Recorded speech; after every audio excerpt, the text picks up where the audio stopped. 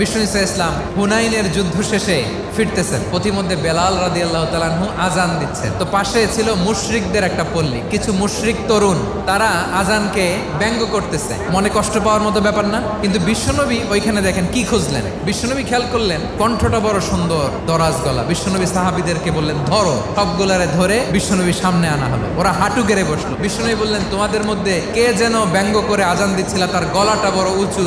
আবু মাহজুরা বলে আমার বন্ধুরা সবাই আমার দিকে আঙ্গুল দেখায়। আবু মাহজুরার মাথায় হাত দিয়ে বললেন এবার আজান দাও দেখি। আবু মাহজুরা বলে আমি তো আজান দিতে জানি না। বিষ্ণুনবী বললেন তাহলে আসো আমি তোমারে শিখাই দিই। বিষ্ণুনবী একটা বাক্য পরে, আবু মাহজুরা পরে, বিষ্ণুনবী পরে, আবু মাহজুরা পরে। আবু মাহজুরা বলে এক একটা বাক্য পড়ি আমার কলিজাটা গলে ঠান্ডা হয়ে যায়। বিষ্ণুনবীর সাথে দাঁড়িয়ে উনি শাহাদা পড়ে মুসলমান হয়ে গেলেন। বিষ্ণু ইসা ইসলাম বললেন যাও আবু মাহজুরা, আমি তোমাকে পৃথিবীর শ্রেষ্ঠতম মসজিদ মক্কার মসজিদুল হারামের মুয়াজ্জিন হিসেবে অ্যাপয়েন্ট করে দিলাম। দেখছেন কিভাবে ট্যালেন্ট হান্টিং করতে হয়।